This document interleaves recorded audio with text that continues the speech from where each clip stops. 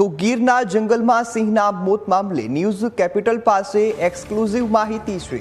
8 નહીં પણ 12 સિંહોના મોત થયા હોવાની માહિતી ન્યૂઝ કેપિટલ પાસે છે। તો વન વિભાગના દાવા પ્રમાણે માત્ર 8 સિંહના મોત થયા છે। સિંહ મૃત્યુ આંકને લઈ રાજ્ય સરકારે PCCF ને ગીરમાં રહેવાનો આદેશ આપી દીધો છે।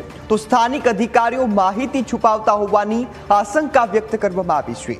મૃતક સિંહોના સેમ્પલ લીધાને 3 દિવસથી વધુનો સમય વીતી ગયો છે, છતાં પણ હજુ રિપોર્ટ આવ્યો નથી। તો RFO, ACF, DCF, CF સહિતના અધિકારીઓને મીડિયાને માહિતી આપતા અટકાવવામાં આવ્યા છે।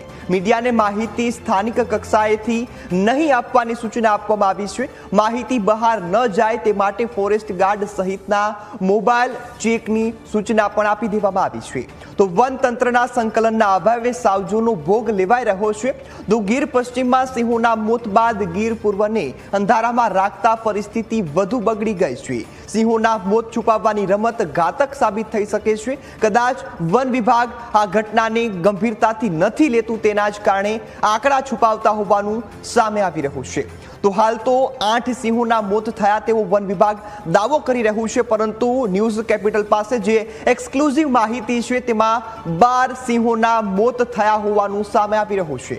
તો મીડિયાને અત્યારે માહિતી નથી આપવામાં આવતી, પરંતુ અમારા સૂત્રો એવું કહી રહ્યા છે કે સિંહોના મોતનો આંકડો છે તે હજુ પણ મોટો છે, એટલે કે 12 જેટલા જે સિંહોના મોત થયા છે। આપણી સાથે સંવાદદાતા દશરથ ફોન લાઈન પર લાઈવ જોડાઈ ગયા છે। જી દશરથ, હાલમાં જે વન વિભાગ છે તે ક્યાંક આ ઘટનાને ગંભીરતાથી નથી લઈ રહ્યું, એટલા જ માટે આંકડો છુપાવી રહ્યા છે, શું વધુ વિગતો?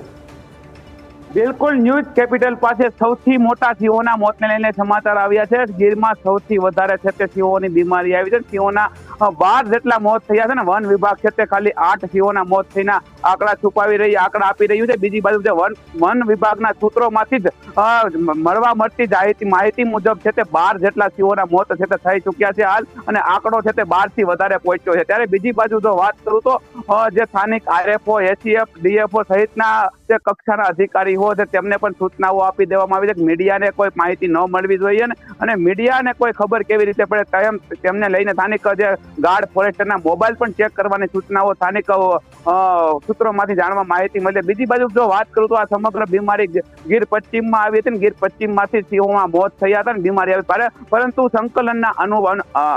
સંકલનના કારણે છે તે આ બીમારી ગીર પૂર્વમાં પહોંચીને અને સંકલન ન હોવાને કારણે છે તે હાલ સિંહોના મોત ટકોટપ ગીર પૂર્વમાં પણ થવા માંડ્યા છે। ત્યારે ગીર પશ્ચિમ દ્વારા આ જે બીમારી થઈ હતી, સિંહોના જે પ્રથમ 3 મોત થયા હતા તે છુપાવવામાં આવ્યા હતા, અને કોઈ જાણકારી જે ગીર પૂર્વમાં ન આપતા હાલ સિંહોના મોત સતત વધી રહ્યા છે। ધારી ગીર પૂર્વનું જે નવા બંદર રાઉન્ડ છે ત્યાં એક જ દિવસમાં 2 સિંહના મોત થયા હતા, આ બીમારી સતત વધી રહી છે। ત્યારે ક્યાંક ને ક્યાંક ગીર પૂર્વ અને ગીર પશ્ચિમની સંકલનના કારણે સિંહો છે તે ભોગ બન્યા છે ને સિંહોના કમકમાટી ભર્યા મોત થઈ રહ્યા છે।